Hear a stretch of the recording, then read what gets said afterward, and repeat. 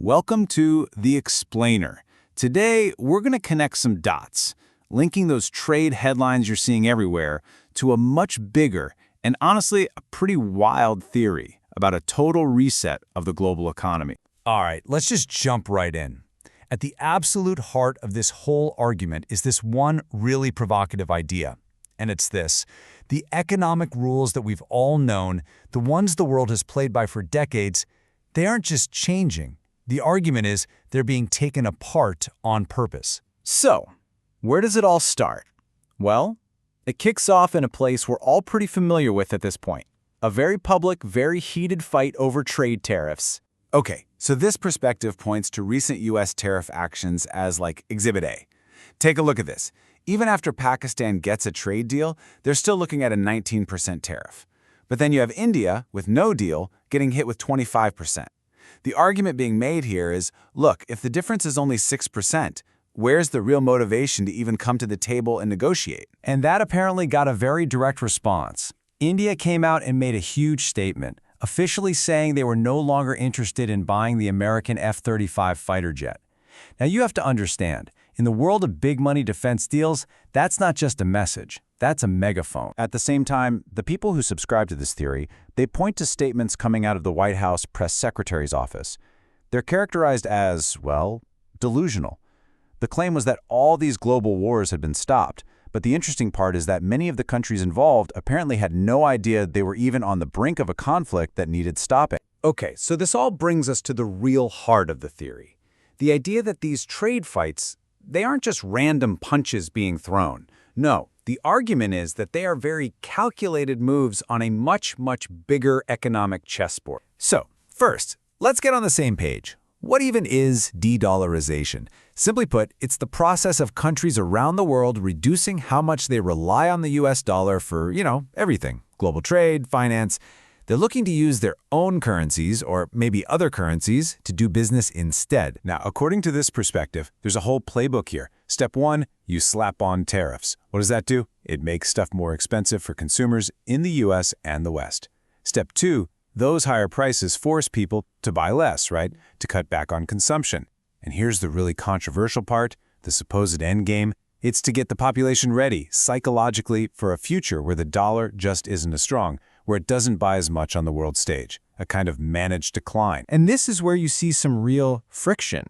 I mean, you've got the head of the U.S. Federal Reserve himself, Jerome Powell, on the record saying that, hey, every one of these tariffs, the bill for that, it's being paid by American consumers, not by the other countries. Now, this is where it gets really interesting. Look at the timeline here. This perspective highlights just how fast the public conversation seemed to change. We're talking about a span of just 4 days.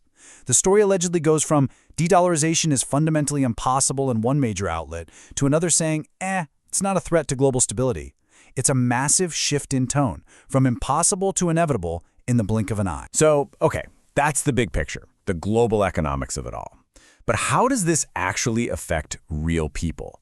Well, this is where the theory takes a pretty surprising turn, predicting that these huge shifts could actually spark a massive migration, specifically focusing on the Indian diaspora. The argument points to things like an official advisory in Ireland telling Indian citizens to be vigilant, and it sees that as a kind of canary in the coal mine.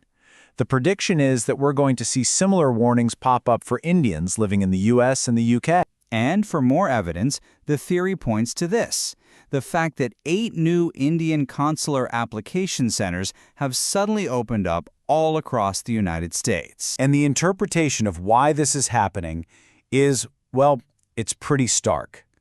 The argument is that this isn't just about making it easier to get a visa or a new passport. No.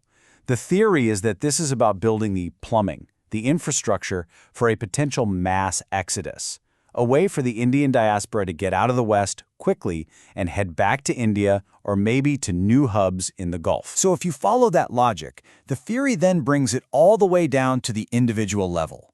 And it really starts to challenge some of the things we've always been told about what it takes to succeed, about education, about careers, the whole shebang. It really makes you ask a pretty fundamental question, especially if you're in the US or the UK and you follow that traditional path. Is getting a degree still the golden ticket it once was? You know, the thing that guarantees you a stable 40-year career? The argument we're looking at here says that after 2030, the answer to that question is going to be a hard no. And here's the knockout punch. The claim is that the link between your grades on a report card and how much money you'll actually make in the future is basically zero. The argument goes that the whole system is just a big memory test, and that it doesn't really prepare you or have much value in the real world. So what are you supposed to do about it if you're a professional or you run a business? The advice that comes out of this is pretty clear. Diversify. And that doesn't just mean learning new skills. More importantly, it means businesses need to stop putting all their eggs in the Western consumer basket.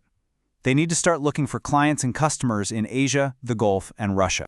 All right, so let's tie all of these different threads together and look at the big picture this whole theory is painting for us. Okay, so to sum it all up, here's the argument. The trade wars aren't random. They're a tool being used to manage the de-dollarization of the world. People in the West are being conditioned to buy less. This, in turn, could put the Indian diaspora in the US and the UK in a really tough spot. And for all of us, the old playbook for building a career, go to school, get a degree, work for 40 years, is falling apart as the world's economic power shifts to the East. And all of this leaves us with one final, really provocative question. If any of this is true, if the economic map of the world is actually being redrawn right now, who's holding the pen?